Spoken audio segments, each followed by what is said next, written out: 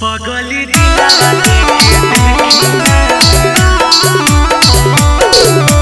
DJ Kundraj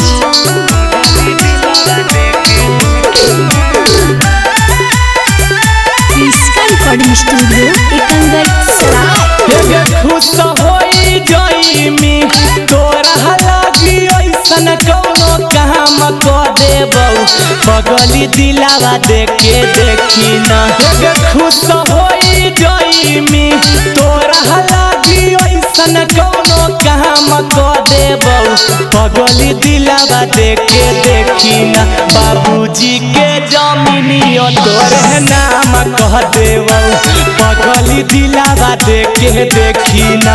बाबूजी के जमीनियो तोरे नाम कह देबौ पगली दिलावा देखे देखी ना।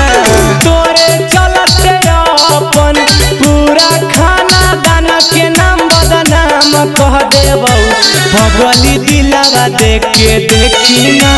तोरे चलते अपन पूरा खाना दाना के नाम बदनाम कह देबौ पगली दिलावा देखे देखी ना। बाबूजी के जमीनियो तोरे नाम कह देबौ पगली दिलावा देखे देखी ना। बाबूजी के जमीनियो तोरे नाम कह देबौ पगली दिलावा देखे देखी ना।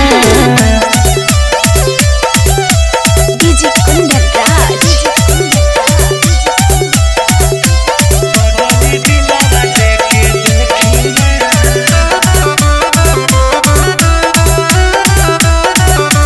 तोहरा में हरिनियन रखबौ हम कुमारे में पगली तोहरा पता न हकौ अभी हमारा बारे में पगली। हागे तोरा के में हरिनियन रखबौ हम कुमारे में पगली तोहरा पता न हकौ अभी हमारा बारे में पगली। होगे तोरे सेवा में रोज रोज पगली के सुबह से शाम क देबौ खाली दिलावा देखे देखी ना।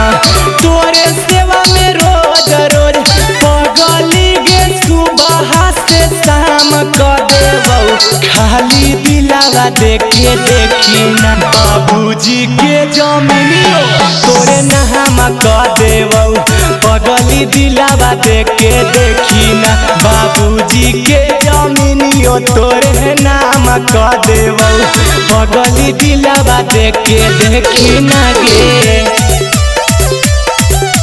डीजे कुंदराज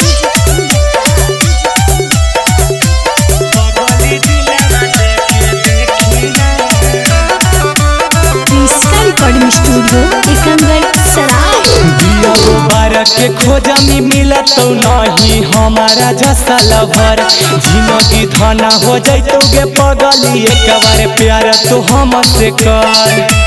हागे दिया गोबर के खोजमी मिलत नहीं हमारा जैसा लवर जिंदगी धना हो जैतो गे पगली एक बार प्यार तो हमसे कर। होगे कहूँ सोनू सिंगर तोरा चलते के करो कम तमाम कह देबौ खाली दिलावा देखे देखी ना। होगे कहूँ डीजे कुंदन तोरा चलते के करो कम तमाम कह देबौ पगली दिलावा देखे देखी ना।